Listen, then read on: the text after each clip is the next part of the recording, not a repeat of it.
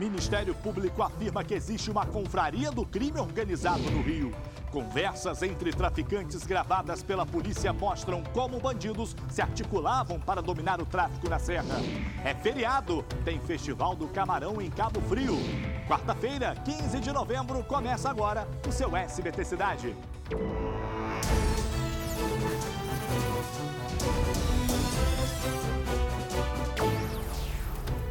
Olá, boa noite, muito bem-vindo ao nosso programa feriado do Dia de Proclamação da República. A gente começa a edição de hoje falando da podridão de quem rege essa democracia.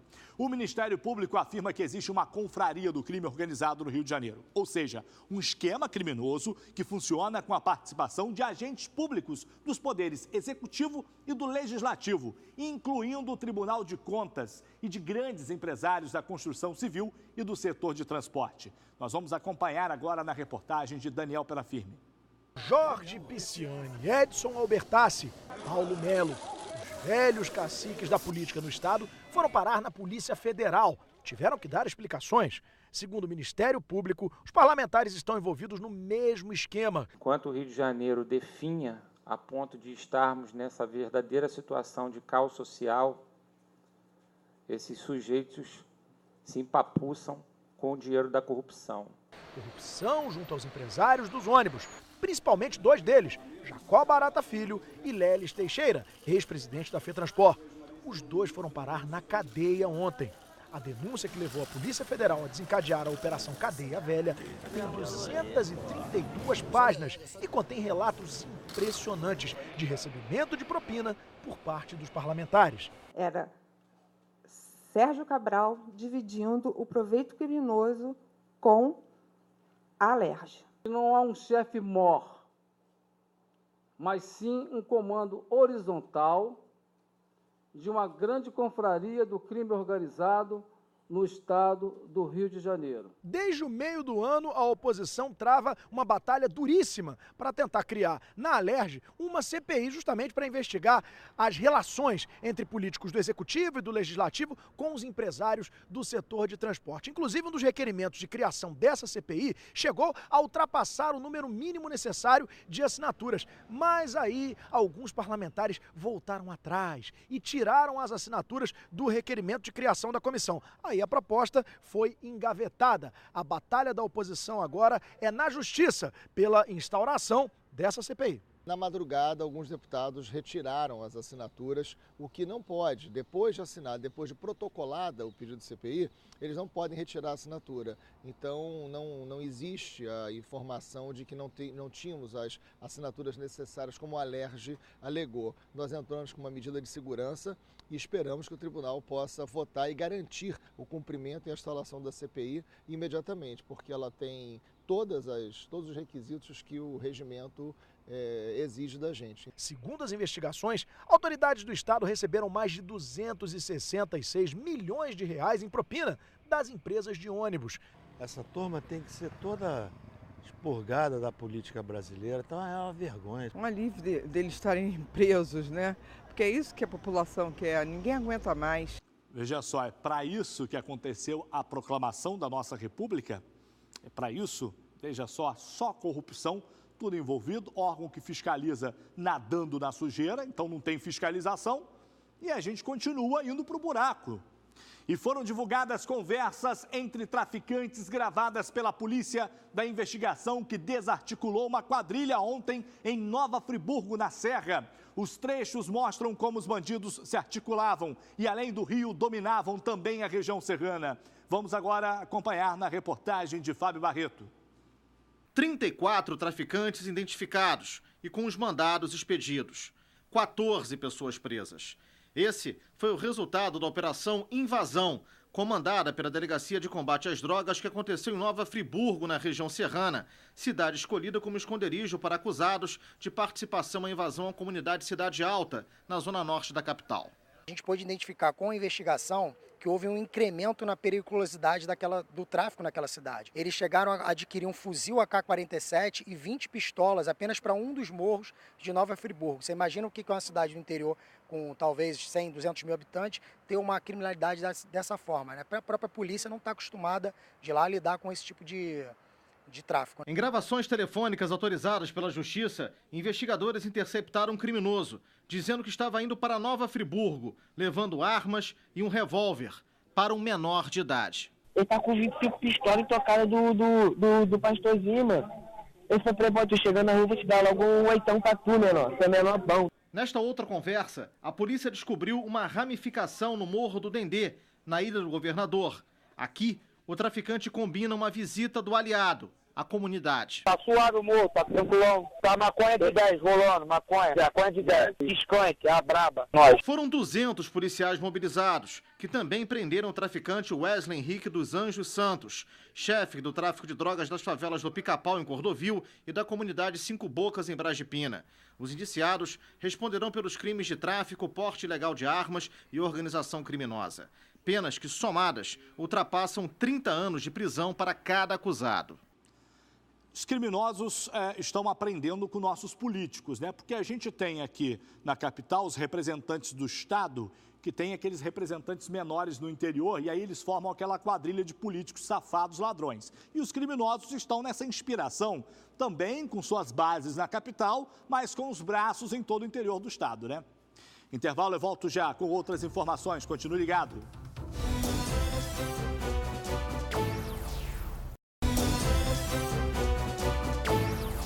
E olha só essa aqui, por causa da violência, empresas de segurança tiveram um aumento de quase 50% nas vendas de equipamentos para condomínios de casas e apartamentos na cidade do Rio de Janeiro.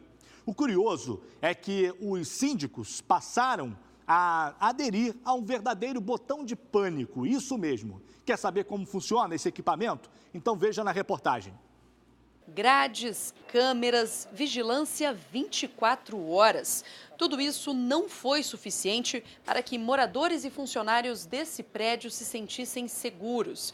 Decidiram adquirir um botão de pânico. O dispositivo já foi usado algumas vezes. Nós tivemos já algumas invasões aqui no prédio, tá? Tentativa de roubo de bicicletas. Você vê que aqui atrás tem um bicicletário. São sempre pivetes que entram, né? E tivemos que atuar com esse botão de pânico. E tivemos um retorno rápido com, digamos assim, a atuação da polícia de imediato. Assim que o botão é acionado, essa central recebe um alerta. Se o cliente tiver câmeras de segurança no local, as imagens são monitoradas imediatamente por esses telões. Uma outra medida da empresa é tentar entrar em contato com a vítima para entender o que está acontecendo. Caso o cliente não reporte, não atenda ao chamado ou não troque a contrassenha corretamente, a gente já entende aquilo como um sinal de pânico. Entendendo como um sinal de pânico, a gente tem todo um roteiro de como que a gente deve contra-reagir em relação a essa situação. Desde o aviso aos órgãos competentes ou o nosso carro e viatura da manutenção noturna. O seu Francisco fez um teste e recebeu o retorno. Portaria, boa noite. Não, é do Leblon. Tá tudo bem. Nos últimos 9 meses, a procura pela instalação do dispositivo cresceu no Rio. A partir de março, a gente sentiu um aumento, vivenciamos de 48% na procura por botão de pânico ou sistemas de segurança eletrônica para condomínios, residências, principalmente para apartamentos. Quem precisa, lamenta a insegurança. Seria bom se tivéssemos, digamos assim, uma ronda, né? A noturna, diurna, de policiais, seria um espetáculo, mas às vezes não é possível, não é viável, mas nós temos que procurar um sistema que possa nos ajudar. Olha, se saírem por aí distribuindo botão de pânico pelo Rio de Janeiro, em todo o estado, não vai parar de tocar, né? Vai virar um caos de sirene, porque a violência está dominando geral. E as pessoas tentam arranjar formas de se protegerem. Vamos falar de saúde. Em Arraial do Cabo, o morador está há mais de 4 meses sem receber um medicamento para tratamento vascular que deveria ser dado pela prefeitura. A falta de assistência por lá é total. Nem exames esse morador consegue marcar na rede pública do município. A reportagem é de Bárbara Storck. Roda. Uma população que sofre com a precariedade na saúde. O pessoal aí sofrendo nas filas aí, né? Para marcar consulta, essas coisas. É essa a situação de Arraial do Cabo, na região dos Lagos. Charles é morador da cidade e sofre de um sério problema reumatológico e vascular. O que ajuda no tratamento, alivia as dores e o inchaço na perna, é um medicamento chamado Capilarema, que deveria ser fornecido pela Prefeitura, mas que desde julho não está no estoque da Secretaria de Saúde. Sempre tem uma pendência, está faltando, não tem que aguardar e nessa espera estou até hoje. Cada caixinha vem com 30 comprimidos, custa em média R$50. Charles precisa de 2 por mês e sem poder trabalhar fica difícil comprar. Mas as dificuldades não param por aí. Ele também precisa de 2 exames, uma ressonância e um ecodoppler. O pedido foi feito no final de agosto, mas até agora, nada. Não tem uma definição de data, não. Você vai estar aguardando, na data tal, você vai realizar esse exame. Mas nunca é assim. Você tem que ficar ali esperando e seu pedido fica lá aleatoriamente à própria sorte. O Hospital Municipal também é alvo de muitas queixas. Segundo informações dos moradores, por aqui não existem muitos médicos, insumos e sequer medicamentos básicos. O Vinícius trabalha como maqueiro da unidade e conta que médicos e funcionários contratados estão há mais de 2 meses sem pagamento. Ainda segundo ele, existiam em média 8 ambulâncias no hospital, mas agora apenas 3 funcionam. As outras foram desativadas por falta de manutenção. A situação vai de mal a pior. Hoje, por exemplo, uma gestante teve que se deslocar daqui para Cabo Frio. Olha, isso é absurdo. Um hospital geral do município de Arraial do Cabo não tem um médico especializado para poder atender a demanda do seu povo, né? Por meio de nota, a Secretaria de Saúde de Arraial do Cabo disse que já fez a solicitação do medicamento. Disse ainda que a marcação de exames está funcionando normalmente e que por causa do feriado não foi possível responder a todos os nossos questionamentos. Olha, quem merece os parabéns é a assessoria de comunicação, que em pleno feriado nos respondeu, né? A gente pede às vezes nas cidades aí no dia comum, ninguém responde. Agora, claro que a saúde do município está uma porcaria. A resposta de vocês, obviamente, não vai anular isso, porque esse cidadão deveria ter mais assistência sim. E se o exame dele lá, se o pedido de exame passou da data, se venceu, é porque demora a se marcar o exame. E aí ele tem que marcar outra consulta agora. Como é que ele vai fazer para marcar? Tem vaga para quando ele vai conseguir essa outra marcação? Esse é o problema. E começam a sair os laudos sobre a cratera na BR-040, que deixou mais de 100 pessoas desalojadas na cidade de Petrópolis. Os primeiros estudos têm imagens de dentro do túnel. Ficou constatado que foi a erosão realmente na estrutura que provocou todo aquele deslizamento. Tem os detalhes para a gente, quem tem a repórter Tassiana Ferrante já está aqui ao vivo direto da redação. Tassiana, boa noite. Os técnicos tiveram acesso ao túnel, é isso? Boa noite, Salutiel. Boa noite a todos. Não, os técnicos não puderam entrar no túnel por medidas de segurança, mas eles utilizaram durante a vistoria um equipamento subaquático que conseguiu percorrer 700 metros ao longo do túnel, até encontrar um bloqueio justamente no quilômetro 81. Segundo a Concer, apesar desse bloqueio, o trecho que foi percorrido pelo equipamento não apresenta problemas estruturais. Toda essa vistoria foi acompanhada por representantes da Defesa Civil e também da NTT. E amanhã uma nova vistoria está marcada para ser realizada no local onde houve a erosão. A Prefeitura ainda solicitou que a Polícia Federal acompanhe e investigue as possíveis causas da erosão às margens da BR-040, que desalojou inúmeras famílias. Salutiel. Ok, Tassi, obrigado pelas informações. Eles demoram fazendo estudos, né? Mas é óbvio que o que provocou aquilo ali foi exatamente a interrupção das obras, porque por cima, naquela imagem do drone, a gente já vê ali as ferragens lá no fundo, né? Aquele término de ferragens. Por ali o buraco ficou, a erosão vai levando tudo. E a gente vai para um rápido intervalo, mas volta já com outras notícias. Continuem com a gente.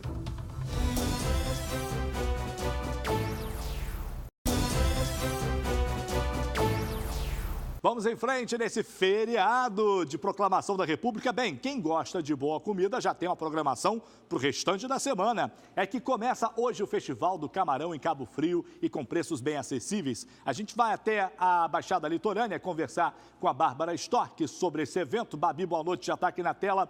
Não vai ter só comida não, né? Conta aí as atrações.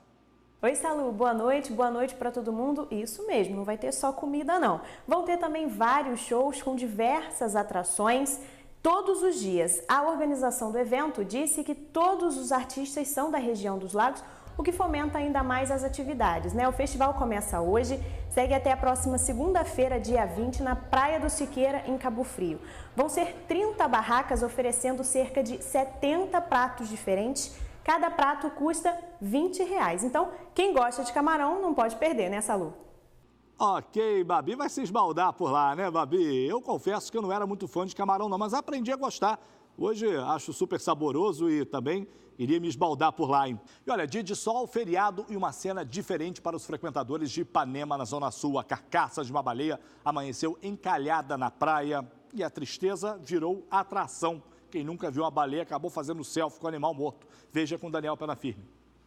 A gente vê ali o barco do Corpo de Bombeiros que está, digamos assim, rondando aqui a área, porque os bombeiros ainda estão avaliando qual vai ser a melhor forma de tirar o corpo da baleia daqui. Se eles vão cortar o animal em diversas partes e retirar por terra, ou se eles vão tentar rebocar pela água mesmo, para alto mar, esse corpo dessa baleia.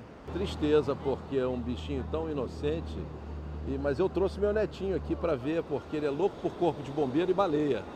Então ele tem que aprender que também na vida nasce e morre. Então eu estou ensinando um pouquinho para ele, um momento triste, mas paciência, é a vida. Segundo especialistas, esse animal tem mais de 13 metros e cerca de 30 toneladas. Ainda não se sabe direito o que causou a morte da baleia, se ela morreu de causas naturais ou se morreu por causa da ação humana, alguma rede de pesca, se colidiu com uma embarcação. Esse animal provavelmente já estava no movimento de retorno de migração, é um animal adulto, tá? É um macho, mas já no estágio já avançado de decomposição, o que indica pra gente que provavelmente esse animal morreu já mais afastado da costa, isso já há algum tempo, já aproximadamente uma semana, até um pouco mais.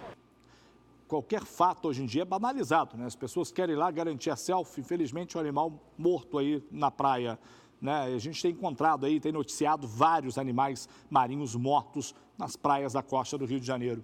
Polícia prende suspeitos de terem matado o policial Leonardo em Barra Mansa, no sul fluminense. Vamos ao nosso giro pelas cidades. 2 suspeitos de terem assassinado o cabo da PM, Leonardo da Silva Félix, em Barra Mansa, foram presos em Volta Redonda.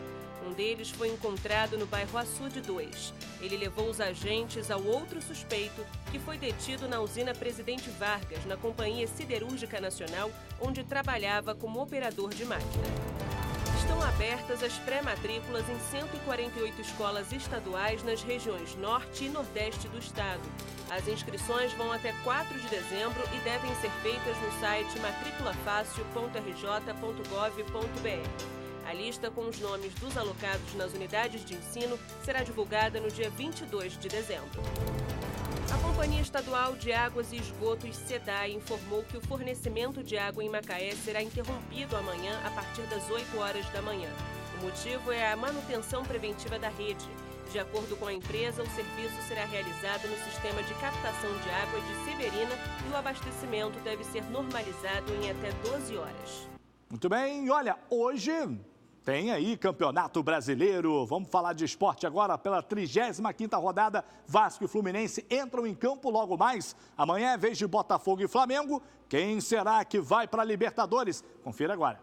A briga pela Libertadores continua agitada. 3 dos 4 times cariocas seguem na briga. O Vasco, que segue em 8º com 49 pontos, empatou com o São Paulo e agora encara o Atlético Mineiro em São Januário. O Cruz Maltino precisa vencer e torcer para o tropeço de Botafogo e Flamengo.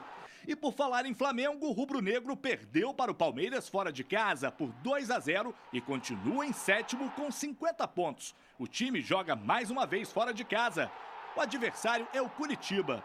O terceiro carioca brigando pela Libertadores é o Botafogo. Apesar da derrota por 1-0 em casa na última rodada, segue na 6ª posição com 51 pontos e pega o Atlético Goianiense amanhã no Newton Santos. Já o Fluminense pensa em se afastar do Z4. 14º com 43 pontos, vai até São Paulo enfrentar o Corinthians no jogo que pode definir o campeonato e levar o clube paulista a mais um título brasileiro. Muito bem, tá aí todo mundo de olho nos jogos de hoje à noite, porque aí pode garantir uma vaga para a Libertadores, né? Quem sabe? Bem, a gente fica por aqui, já acabou nosso tempo? Acabou, que pena, o SBT Brasil já tá aqui, ó, batendo a porta, cheio de informações de todo o país e do mundo. Bira, WhatsApp, e amanhã, quinta-feira, a gente volta a se falar. Tchau e até lá.